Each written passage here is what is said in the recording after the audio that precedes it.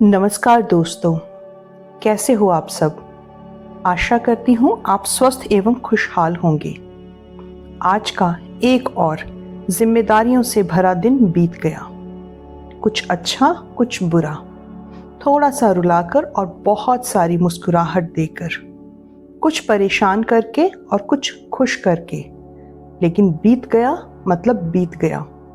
अब उस बीते दिन की चिंता को छोड़कर समय है आराम करने का, मन को शांत करके शरीर को आराम देने का, ताकि आने वाले सुनहरे आशाओं से भरे कल के लिए खुद को तैयार कर सकें। तो सबसे पहले कल के करने वाले सभी जरूरी काम एक पेपर पर लिख लीजिए। कंफर्टेबल पोजीशन में लेट जाइए। 3-4 गहरी सांस लीजिए। आंखें बंद कीजिए और खुद को रिलैक्स कीजिए। पीठ के बल लेट जाएं। अपने दोनों हाथों को शरीर के दाएं बाएं रख लें। पैरों में सुविधाजनक फासला बनाएं। कोमलता से अपनी आंखें मूंद लें। गहरी सांस लें। सांस को धीरे धीरे छोड़ें।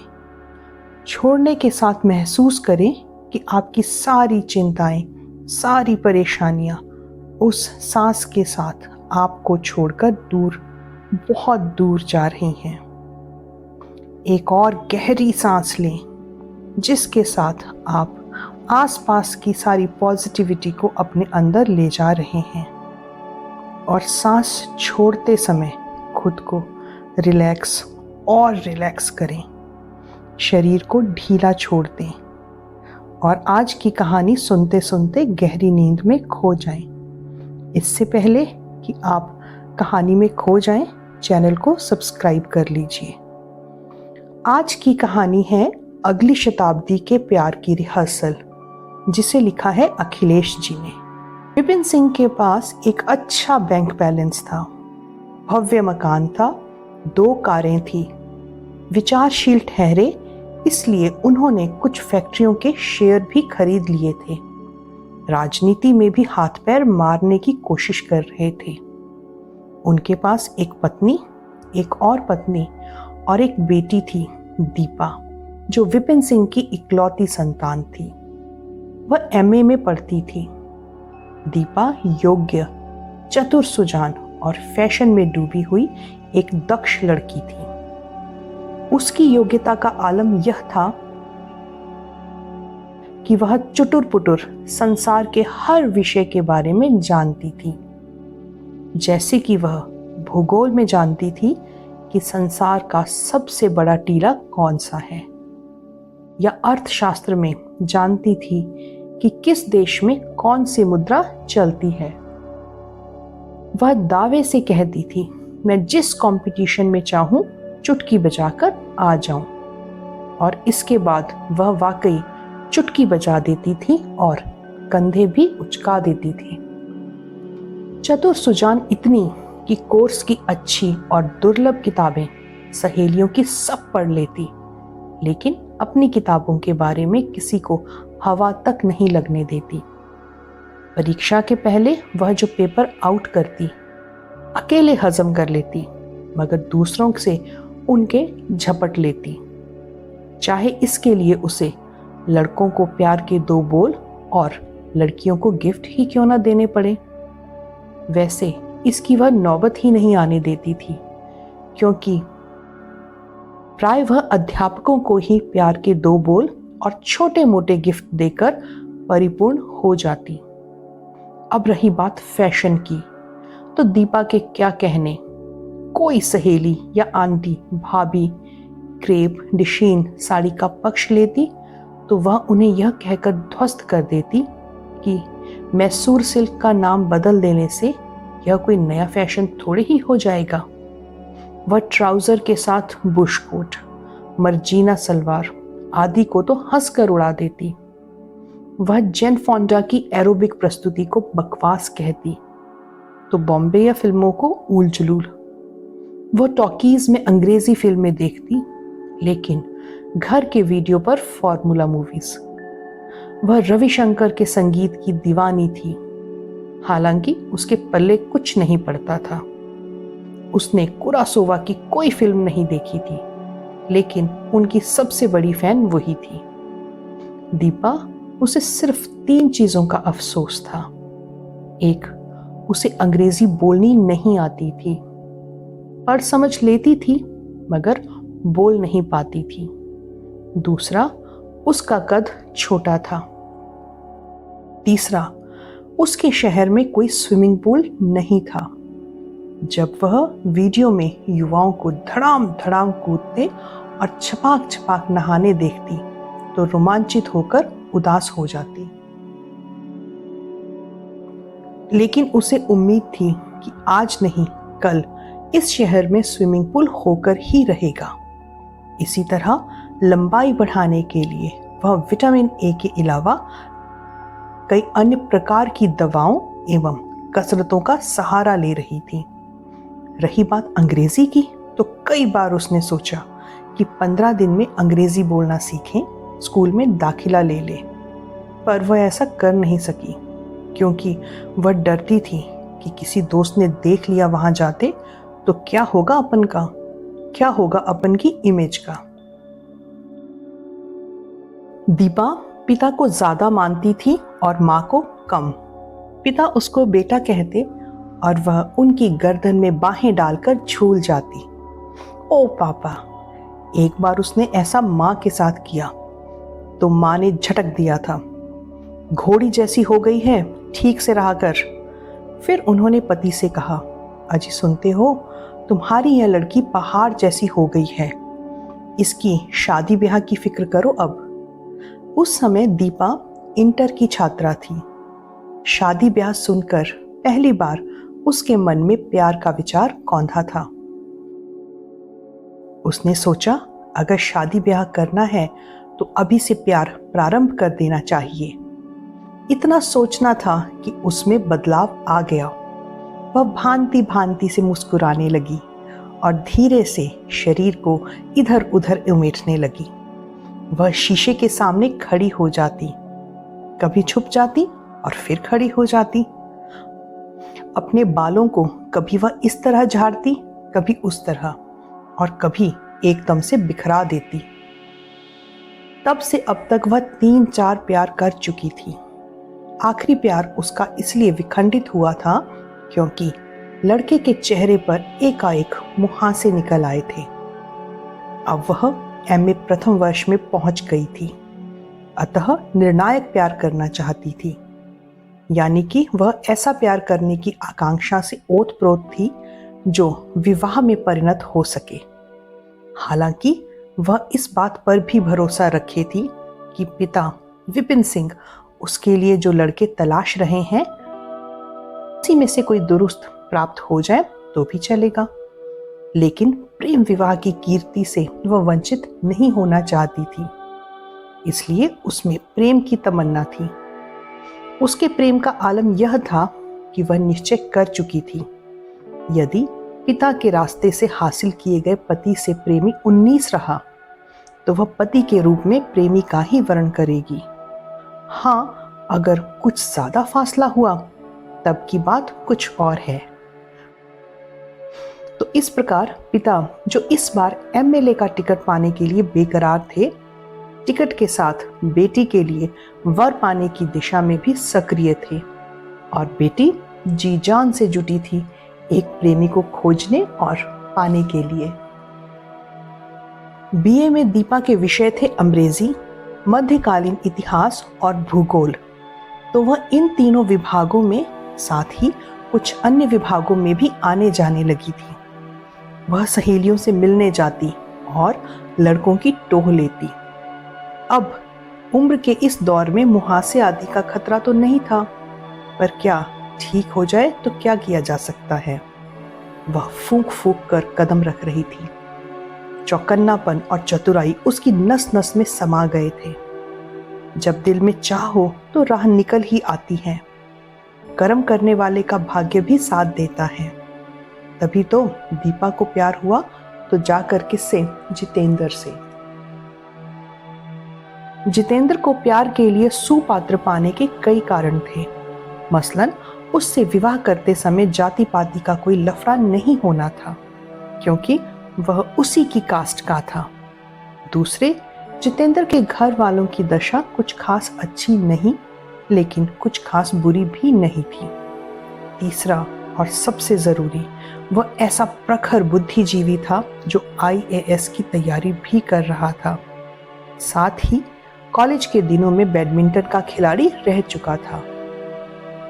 वैसे आईएएस की दिशा में ही उसका भविष्य दुरुस्त दिखाई पड़ रहा था, क्योंकि पिछली और पहली बार ही इंटरव्यू तक पहुंच गया था। असफल होने पर उसने भाग्य को कोसा था और आगे फिर से पढ़ाई में जुट गया था। इस बार भी वह इंटरव्यू तक पहुंच गया था और उसने सफल होने के लिए कमर कसकर भिड़ा हुआ था। वह लंबा था, गोरा था और घनी मूंछों वाला था। कुल मिलाकर पहली नजर में वह दीपा के लिए फिट फाट था, जबकि जितेंद्र शुरू में दीपा को अपने लिए फिट फाट नहीं पाता था, क्योंकि वह उसकी सुंदरता की कसौटी पर खरी नहीं उतरती थी। इसलिए दीपा द्वारा संकेत देने पर भी वह विमुख रहा, पर बाद में उसने अपना विचार बदला। थोड़ा बहुत रोमांस इससे कर लेने में भी क्या हर्ज है, जितेंद्र ने सोचा, और वह शुरू हो गया। पर जब उसे पता चला कि दीपा इकलौती संतान है और पिता बहुत धनी हैं, साथ ही साथ राजनीति में भी हैं और उनके सितारे राजनीति में चमकने के आसार हैं, तो वह विचारों में आमूल चूल परिवर्तन आ गया। अब वह सचमुच ही दीपा से प्यार करने लगा। प्यार के बारे में जितेंद्र की धारणा थी कि वह तभी सफल होता है जब प्रेमी प्रेमिका से श्रेष्ठ साबित हो जाए। लिहाजा दीपा को हीन सिद्ध करने के लिए उसने उसकी खामियों की खोजबीन शुरू की। उसकी पकड़ में 2 सूत्र आए, लंबाई और अंग्रेजी। सौभाग्य से जितेंद्र की लंबाई और अंग्रेजी दोनों ही प्रशंसनीय थी। वह दीपा से रोज मिलता और रोज सलाह देता, अंग्रेजी बोलने की आदत डालो।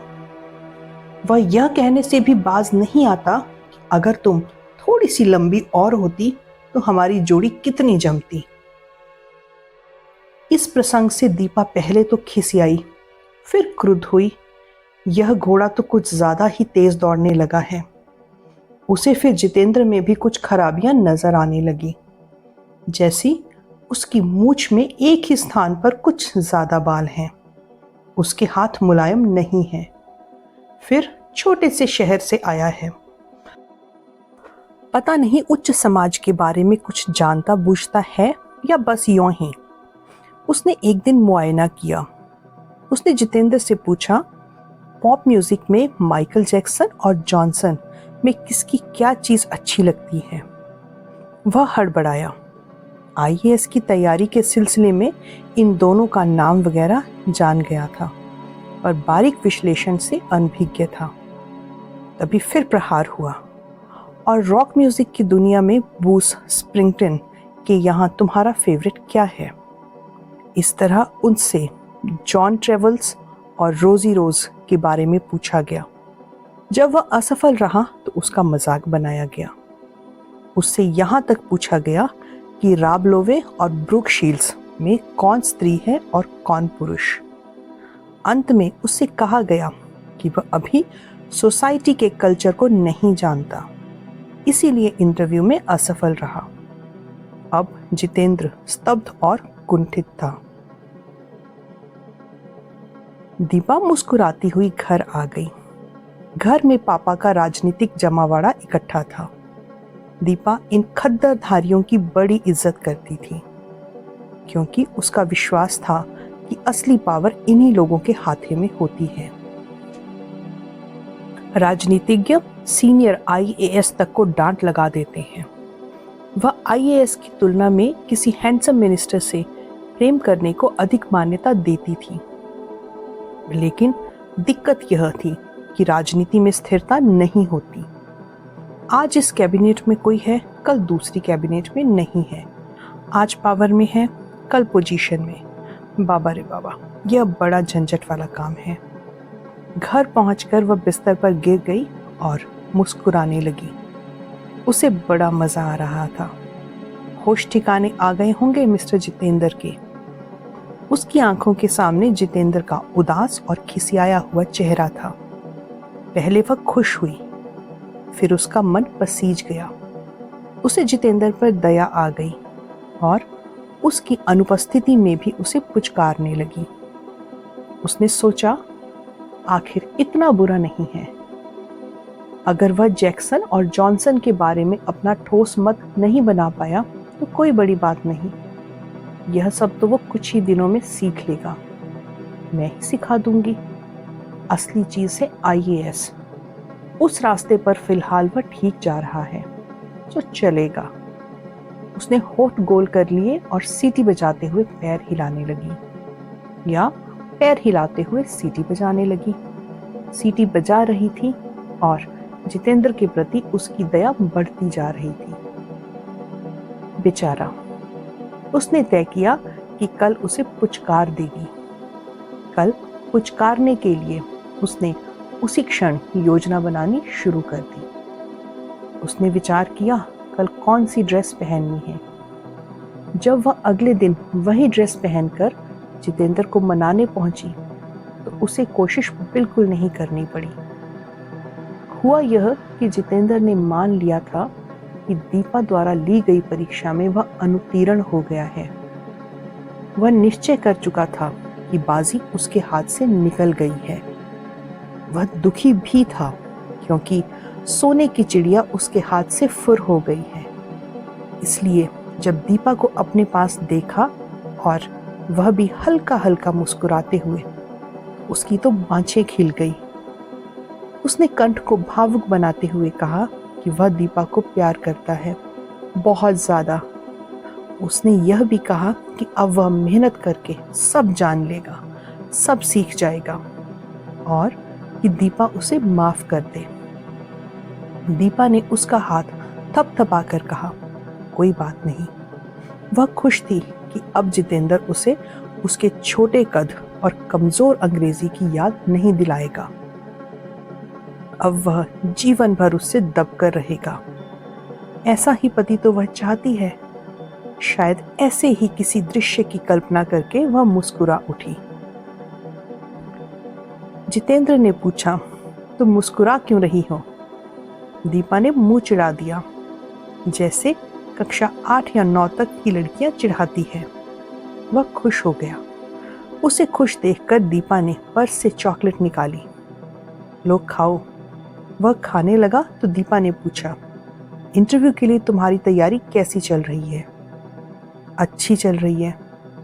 अच्छी से कुछ नहीं होगा, बेहतर चलनी चाहिए। ठीक है, तुम आईएएस में आ जाओ, फिर मैं तुम्हें अपने पापा से मिलवाऊंगी। फिर वो भी हमारी शादी के लिए मान जाएंगे। जितेंद्र बुझे स्वर में बोला, और अगर ना आया पाया तो पापा से नहीं मिलवाओगी? नहीं आओगे तो भी तुम्हारे पास एक चांस तो और होगा ना? अब जितेंद्र रुआंसा हो गया।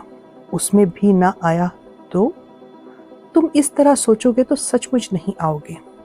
तुम यह सोचो कि तुम्हें हर हाल में आईएएस ऑफिसर बनना है, बनना ही है, समझे? वह निरुत्तर हो गया। थोड़ी देर चुप रहा, फिर बोला, शादी के बाद 2 महीने हम कोई काम नहीं करेंगे, बस इंडिया घूमेंगे। ठीक है, पर तुम्हारे पास इतने पैसे कहाँ से होंगे? तुम इतनी इसकी चिंता मत करो, पापा किस लिए हैं? अच्छा, तुम्हारे पापा के पास क्या बहुत पैसा है? अब जितेंद्र उत्सुक होकर बोला। और नहीं तो क्या। कितना होगा? वह सतर्क लापरवाही से बोला। तुम बतलाओ कितना होगा? 40-45 लाख, बस इतना ही? बस सुनकर जितेंद्र की प्रसन्नता से छाती फूल गई। उसने कहा, देखो दीपा, हमें शादी तो कर ही लेनी चाहिए। शादी के बाद आईएएस की तैयारी के लिए मुझे और अधिक शक्ति मिलेगी। तुम ही तो मेरी ताकत हो दीपा। दीपा ने मन ही मन कहा, अपने को बहुत चालू बनते हो बच्चों। लेकिन ऊपर से वह बोली, अभी शादी नहीं, नहीं, अभी ना शादी ना ब्याह। अभी तुम्हें बस एक चीज पे कंसंट्रेट करना चाहिए और वो है आईएएस। जितेंद्र समझ गया दाल नहीं गलने वाली। वह दुखी भी हो गया, लेकिन उसने जैसे ठान ही ली थी कि विपिन सिंह एडवोकेट की समस्त धन दौलत को हड़पना है, उसकी इकलौती बेटी को फंसाकर। आईएएस में आ गया तो और भी वाह वाह, नहीं तो जो भी हो किसी भी तरीके से सब कुछ पा ही लेना है। लेकिन पाने का केवल और केवल एक चारा था, वह था कि दीपा से विवाह हो जाए। पर यह मछली तो पानी से बाहर झांकने तक का नाम नहीं ले रही थी। अगर वह आईएएस में न आया तो, या इसी बीच किसी और आईएएस ऑफिसर से ही पट गई तो, उसे सोचते सोचते पसीना ही आ गया। वह इठलाती हुई दीपा को जाते हुए सूनी आंखों से देखता रहा। जब वह ओझल हुई तो उसमें आत्मविश्वास का संचार हुआ। उसने अपनी आत्मा से कहा, मुझे अपनी बुद्धि पर भरोसा है। मैं कल से ही ऐसे दाव पेच खेलूंगा कि आईएएस में आऊं या ना आऊं, दीपा को शादी करनी ही पड़ेगी। तो इसके लिए क्या किया जाए? उसे दो उपाय विचार में आए। एक, अपने प्रेम की चर्चा को जगह जगह फैला दिया जाए, यानी कि अपने साथ दीपा के नाम को इतना बदनाम कर दिया जाए कि उसके पास शादी कर लेने के अलावा कोई सूरत ही ना बचे। दूसरा, दीपा का शोषण कर लिया जाए और इस बात के सबूत भी सहेज लिए जाएं। वह हंसा।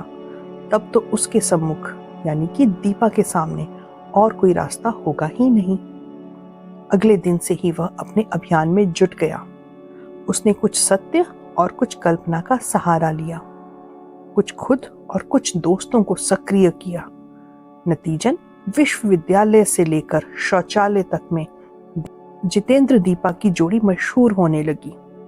कुल मिलाकर जितेंद्र ने जनजीवन को यह विश्वास दिला दिया कि वह और दीपा शादी होने से पहले ही शादीशुदा हैं। जनजीवन और राजनीतिज्ञ का संबंध पानी और काई का होता है। इसलिए चर्चा उड़ते उड़ते विपिन सिंह एडवोकेट के पास पहुंची तो उन पर वज्रपात हुआ, क्योंकि वह इस हिकमत में थे किसी तरह से दीपा की शादी पार्टी के प्रदेश अध्यक्ष के भतीजे से हो जाए, ताकि टिकट मिलने की उम्मीद और बढ़ जाए। इस जुगत के लिए वह काफी मशक्कत भी कर रहे थे। आशा थी कि अध्यक्ष जी के भतीजे से दीपा की बात पक्की हो जाएगी। लेकिन वह यह क्या सुन रहे हैं? उनकी बेटी ने यह क्या पंगा डाल दिया? उन्होंने पत्नी से राय बात की तो उन्होंने कहा, ठीक तो है, अपनी जात का है, घर द्वार भी बढ़िया है, कर दो ब्याह। अब वह कैसे समझाएं पत्नी को? वह तो निपट गंवार है। उन्होंने सीधे बेटी से बात करना मुनासिब समझा। वह बात करने के लिए उठकर जाने लगे कि कुछ छुट भैया नेता दरबार में आ गए। लेकिन उन्होंने उनसे बैठने को कहा और भीतर आ गए। वह हर हाल में बेटी से बात करके मामला रफा दफा कर देना चाहते थे। बेटी ने सुना तो आंखों में चमक आ गई। हमारे चल रहे प्रेम में विद्रोह नहीं था, अब उसे भी होने का अवसर मिल गया है। वह विद्रोह कर बैठी, पापा मैं शादी करूंगी तो जितेंद्र से ही करूंगी। पहले वह मन ही मन थोड़ा डर भी रही थी, अगर आईएएस में नहीं आया तो। खैर अब उसने मोर्चा ले ही लिया था। उसने पाया अभी तो जो कुछ पापा से कहा है बड़ी बहादुरी की बात है, अतः वह बड़ी वीर है। वह इसलिए भी अध्यक्ष के भतीजे से विवाह के खिलाफ थी कि उसे एक बार पापा के साथ देखा था। उसके बाल उड़ गए थे और तोंद भी निकल आई थी। वह 100% भोंदू लगा था। कहने का मतलब जो भी हो, उसने विद्रोह कर दिया था और उसे बड़ा मजा आ रहा था। वह अपने आप को इन दिनों किसी प्रेम कहानी वाली बम्बईया फिल्म की हीरोइन समझ रही थी। वह मस्त थी कि उसका प्रेम सार्थक हो गया। पर वह चैतन्य भी थी कि जितेंद्र को विद्रोह के इस प्रसंग की हवा बिल्कुल ना लगने पाए, क्योंकि खुदा न खास्ता वह आईएएस में ना आया तो जितेंद्र था कि प्रेम को प्रचारित करने के सफल अभियान के बाद दूसरे कदम की मुहिम में प्रयत्नशील था। वह इस परिणाम से भी संतुष्ट था कि प्रेम संबंध के जगह जगह खुलकर आ जाने का दीपा ने बुरा नहीं माना, बल्कि वह मगन थी कि उसका कितना नाम हो रहा है। वह कहती, तेरे मेरे प्यार के चर्चे हर जुबान पर दूसरे मोर्चे पर बेड़ा पार नहीं हो रहा था। वह दीपा का शोषण करने के मसले पर खटाई की तरह रूखी होकर अकड़ जाती थी। आध्यात्मिक प्रवचन करने लगती, कहती, प्यार तो आत्माओं का मिलन होता है बस, और इसी बस से वह पस्त हो जाता। जैसे जैसे इंटरव्यू की तिथि नजदीक आती जा रही थी, दीपा की उत्सुकता और जितेंद्र की असहायता बढ़ती जा रही थी। वह अब 18-19 घंटे पढ़ रहा था। वह दृढ़ प्रतिज्ञ था कि इस बार आईएएस में आना है और दीपा को पाना है। और सबसे बड़ी बात, विपिन सिंह एडवोकेट का घर जमाई बनना है, उसकी जायदाद का इकलौता वारिस। वह 19-20 घंटे पढ़ रहा था और भविष्य में 21 घंटे तक पहुंचने के मंसूबे से लैस था। उसकी आंखें लाल रहती थी। वह सोता भी नहीं था, और यदि सोता तो 2 ही तरह के सपने देखता। एक देखता कि वह एक ऐसा आईएएस है जो पोस्टिंग के पहले ही करोड़पति हो गया है। दोस्त आते तो वह पूछता, आप किस देश की विस्की लेंगे? दूसरा स्वप्न वह देखता कि अखबार में उसका नाम नहीं है, उसका इंटरव्यू क्लियर नहीं हुआ, और दीपा ने हंसकर उस पर थूक दिया। वह थूक पहुंचते हुए जग जाता और बिजली जलाकर फिर से पढ़ने लग जाता। वह साधु हो गया था, घनघोर तपस्या करके स्वर्ग की मंजिल तक पहुंचना चाहता था। विपिन सिंह एडवोकेट भी बेचैन और परेशान थे। प्रत्याशियों की सूची जारी होने वाली थी। पता नहीं क्या होगा। अगर पार्टी अध्यक्ष के भतीजे से बेटी का रिश्ता हो गया होता तब तो टिकट पक्का था। वैसे उम्मीद भी कम नहीं है। जितनी ताल तिकड़म हो सकती थी हो गई। अब फैसला भगवान के हाथ में है। सभी की तरह विपिन सिंह को भी उम्मीद थी कि वह टिकट पाने के प्रबल दावेदार हैं। फिर भी उनमें रह रहकर जितेंद्र के लिए क्रोध का ज्वालामुखी फूट पड़ता था। यह कमीना ना जन्मा होता तो जो थोड़ी बहुत शंका है टिकट को लेकर वह भी ना रहती। पर धन्य है बेटी और धन्य है यह जितेंद्र। दीपा सांस रोककर सब देख परख रही थी। उसने जितेंद्र से मिलना जुलना कम कर दिया था। कम क्या, लगभग बंद ही कर दिया था। कारण बताया था कि मिलने पर पढ़ाई से उसका ध्यान बटेगा, लेकिन असल में इसलिए कन्नी काट रही थी कि यदि आईएएस में नाकामयाब हो गया तो छिटक कर दूर हो जाने में मुश्किल का सामना ना करना पड़े। इन दिनों वह पछतावे में थी, पछता रही थी और अपने दिमाग को कोस भी रही थी कि उसी एक से क्यों प्यार किया। माना कि प्यार एक से किया जाता है, पर अन्य 2-4 लोगों से रब्त जब्त बना ही सकती थी। मेरी बुद्धू की बुद्धू रह गई। ऐसा होता तो आज कितनी निश्चिंत होती। यह आईएएस में नहीं आया तो वह सही, वह नहीं आया तो कोई और सही, पर अब तो फिलहाल इसी पर सब्र करना था। वह भय से सिहर जाती।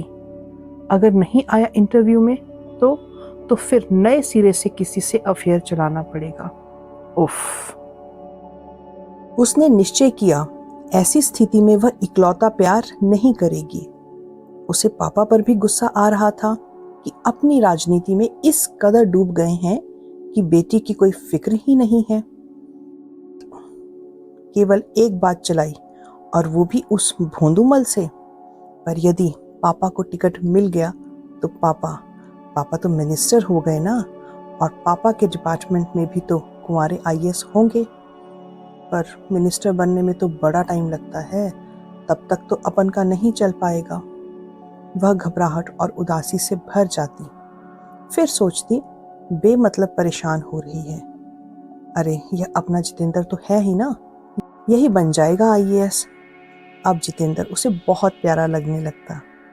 कितना लंबा है, हाउ हैंडसम ही इज। वह ईश्वर से प्रार्थना करती कि जितेंद्र को ही सफलता दे दे। इधर जितेंद्र ने अपने को पढ़ाई के कोल्हू में पूरी तरह जोत दिया था। वह जुटा हुआ था। आहिस्ता आहिस्ता इंटरव्यू की तिथि हाजिर हो गई। अधिकारी होने की अभिलाषा और ससुराल की संपन्नता ने उससे इंटरव्यू में धकाधक सटीक जवाब दिलवाए। इंटरव्यू देने के बाद वह जैसे निश्चिंत सा हो गया था, लेकिन मन में एक डर भी था, अनहोनी भी तो हो सकती है। यह सोचकर उसने अगले चांस की तैयारी भी शुरू कर दी थी। दीपा ने पापा से मिलवाने की बात पर कहा था कि यह चांस नहीं तो कोई बात नहीं, अगला चांस सही। हालांकि उसकी धारणा थी कि अगली बार की फजीहत में नहीं पड़ना पड़ेगा, इसलिए तैयारी करते हुए भी वह मूलतः इंतजार ही कर रहा था अपने रिजल्ट का।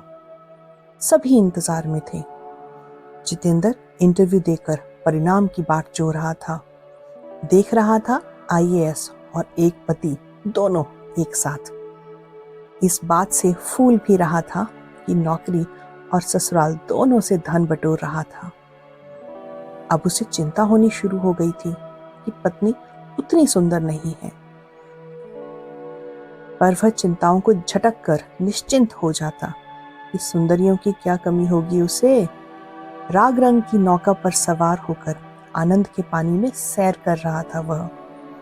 सचमुच उसका इंटरव्यू बहुत अच्छा हुआ था, पर जितना भी अच्छा हो, धुकधुकी की एक अविराम घड़ी उसके भीतर डोल रही थी।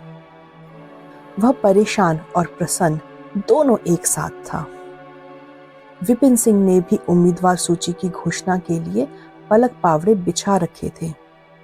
वह विधायक से मंत्री और फैक्ट्रियों के मालिक होने के स्वप्नदर्शी हो गए थे। ख्यालों का स्वेटर बुनते हुए देख रहे थे कि अपनी दूसरी पत्नी को एक मकान खरीदकर चाबी उसके हाथ में दे दी। वह सोचते बीवी के बाल कटाकर उसे कार चलाना सिखा देंगे।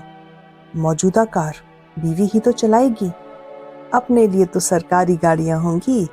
उन्होंने तय कर लिया था कि बेटी को राजनीति में उतारकर विरासत की वैतरणी पार लगाएंगे। शादी का क्या है, आईएएस से कर भी लेगी तो कौन सा बुरा है। इस बात से उन्हें बेटी पर प्यार आया और सोचने लगे जुगत करके उसकी शादी में पूरा प्रदेश मंत्रिमंडल जुटा देंगे। वह सुख के समंदर में गोताखोरी करते जा रहे थे और करते ही जा रहे थे। बेटी थी वह तो और भी उत्तेजित थी।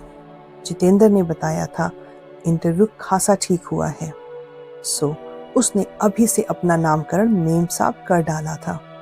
वह खुश होती यह सोच सोचकर कि सालों हो जाएंगे कोई उसका नाम नहीं पुकारेगा। जिधर देखो उधर मेम साहब की धूम होगी। अभी माली को डांट रही है, अभी ड्राइवर को। इस बात पर गुस्सा हुई, उसको फटकारा। यहाँ वाद विवाद प्रतियोगिता की निर्णायक है तो वहाँ टूर्नामेंट में इनाम बांट रही है। कहीं उद्घाटन कर रही है तो कहीं समापन। वह मुस्कुराती, एक से एक लंबी औरतें उसकी चापलूसी कर रही हैं। वह उन सब पर बिगड़ रही है, झिड़क रही है कि चापलूसी क्यों करती है। पर लंबी लंबी औरतें हैं कि चमचागिरी से बाज ही नहीं आती। क्या मजे की बात है, पापा मिनिस्टर और जितेंद्र ब्यूरोक्रेट द ग्रेट। नहीं, अब वह जितेंद्र नहीं बोलेगी, शादी के बाद उसे जीतू बोलेगी। पर अगर अपना यह जीतू फेल हो गया तो डर कर उसकी आत्मा कुड़कुड़ करने लगती। वह रोज ईश्वर का नाम लेकर अखबार खोलती। मुमकिन है आज रिजल्ट आया हो और उसमें उसके जितेंद्र नहीं जीतू का नाम हो। उस दिन अखबार खुला तो आईएएस का नहीं पापा का रिजल्ट था, उम्मीदवारों की अंतिम सूची। विपिन सिंह का पत्ता कटकर निर्जन में उड़ रहा था। वह सन्न हुई और पापा के पास पहुंची। पापा कल से ही कमरे में बंद थे। कोई भी हो भीतर आने से रोका था, पर दीपा थी तो दीपा। उसकी एक पुकार पर दरवाजा खुल गया। उनका चेहरा फूला था और आंखें लाल। दुख और अपमान की ज्यादा खुराक ने उनमें सूजन ला दी थी। बेटी को देखकर इतने कातर हुए कि फफक फफक कर रो पड़े। दीपा ने कहा, रोते नहीं पापा, रोते नहीं, हौसला रखते हैं। वह बेटी के प्रति उदार हो गए। मुंह से निकला कि वह तैयार है जितेंद्र और उसकी शादी के लिए। दीपा पहले तो घबराई। पापा की तरह अगर जीतू का भी रिजल्ट नेगेटिव हुआ तो? फिर संभल संभल कर बोली, पापा यह वक्त नहीं है ऐसी बातों का। इस समय तो हम आपके चेहरे पर स्माइल देखना चाहते हैं। हंसो ना पापा। विपिन सिंह बरबस मुस्कुरा उठे। तब उसने सोचा, चलो तुरंत यह शादी वादी की बला टली। जब तक पापा फिर पूछेंगे तब तक जीतू का रिजल्ट आ जाएगा। देखो क्या रहता है उसमें, पास या फेल। अब उसका दिल धक धक नहीं धड़ धड़ करने लगा था। एक दिन पापा ने फिर कहा, जितेंद्र से तुम शादी कर सकती हो, कब करोगी? सुनकर दीपा फूट फूट कर रोने लगी। वह घबराए, क्या हुआ दीपा, ऐसे क्यों रो रही हो? दीपा परेशान, कैसे कहे कि जीतू आईएएस में नहीं आया इसलिए नहीं करेगी शादी। रिजल्ट की याद से वह अधिक जोर से रोने लगी। पापा और घबराए, कुछ तो बोल दीपा, क्या हुआ? उसका रोना धोना सुनकर मां भी आ गई। क्यों रो रही है दीपा? दीपा को लगा वह जैसे व्यूह में फंस गई है। सवालों के तीरों से घिरी है और रास्ता अनजान। तभी वह चौंकी, चमकी और मुस्कुराई। एक जवाब सूझ गया था। बोली, पापा मैं एमफिल करने के बाद मैरिज करूंगी। पापा बोले, धत तेरे की, बस इतनी सी बात, और इस बात के लिए गला फाड़ फाड़ के रो रही थी तू? मम्मी बोली, हाँ हाँ और थोड़ी घोड़ी हो जा। वह भुन भुनाती हुई वहां से चली गई। पापा भी चले गए। उन्हें अपनी दूसरी पत्नी के पास जाना था। वह अकेली रह गई थी। अब उसे जितेंद्र में खोट ही खोट नजर आने लगे थे। चुप रहने पर कभी कभी उसका मुंह खोलता रहता है। कपड़े तो जाने कैसे पहनता है। कितना खराब कलर सेंस है उसका। आंखों के नीचे की हड्डी कितनी चौड़ी है। टाई भी तो नहीं लगाता, शायद इसीलिए नहीं आया इंटरव्यू में। कुछ ज्यादा ही लंबा है। चलता कैसे है, चप्पलें घसीटते हुए? अंग्रेजी अच्छी है, चलो मान लिया, बट उच्चारण? पब्लिक स्कूल के लड़कों वाली बात कहाँ। थैंक गॉड, चलो अच्छा हुआ, बचा ली तुमने मेरी लाइफ चौपट होने से। 2 ही नंबर से सही, आया तो नहीं आईएएस में, पर अगली बार आ गया तो? उसे लगा जितेंद्र के साथ बेइंसाफी कर रही है। इतना बुरा भी नहीं है जितना वह समझ रही है। उसने योजना बनाई, जितेंद्र को प्यार के झूले पर मध्यम मध्यम झुलाती रहेगी। अंग्रेजी, मध्यकालीन इतिहास और भूगोल विभागों में जाकर प्रतिभावानों को चॉकलेट टॉफी खिलाएगी। उनमें से कई के साथ एक साथ चक्कर चलाएगी। पार्टियों में जाना ज्यादा होगा। वहां कुंवारे आईएएस को खोजेगी और पटाएगी। पटाएगी क्या, पटाकर ही दम लेगी। फ्रेंड की मार्फत पापा से कहलाएगी, इस बार के आईएएस की लिस्ट देखें और अपन के लिए ट्राई मारें। आखिर पापा की प्रॉपर्टी भी कोई चीज है। उसने निर्णय लिया कि देर ठीक नहीं, जुट जाना है पक्के इरादे से। कल से मंडे है, कितना अच्छा दिन है। मंडे को फास्ट भी तो है उसका। उसे दृढ़ विश्वास था कि आईएएस की मोहब्बत की क्रिकेट में शिवजी और पापा नाम के अंपायर उसकी सेंचुरी जरूर बनवाएंगे। अगले दिन जब जितेंद्र से मिलकर प्रेम से बोली तो वह चकित हुआ। विस्फारित सा बस देखता रहा दीपा को। अब जितेंद्र को लगने लगा कि उसकी तो 5 उंगलियां घी में हैं। उसने पाया कि गुंजाइश अभी भी है दीपा के पटने की। और एक करोड़पति इकलौती लड़की से उसकी शादी होने की और उसके इकलौता घर जमाई बनने की। यह सोच सोचकर वह मगन हो गया। मन ही मन कहा, शादी हो जाने दो, तब गिन गिन कर बदले लूंगी। ऐसा रुलाऊंगा कि नानी याद आ जाएगी। उसकी इच्छा हुई कि ठहाका लगाकर हंस पड़े। तो दोस्तों, ये थी आज की कहानी। कहानी कैसी लगी हमें कमेंट करके ज़रूर बताइएगा। अगर कहानी अच्छी लगी तो इसे लाइक कीजिए और शेयर कीजिए, और ऐसी ही और बेहतरीन कहानियाँ सुनने के लिए चैनल से जुड़े रहिए। तब तक अपना ध्यान रखिए। शुभ रात्रि।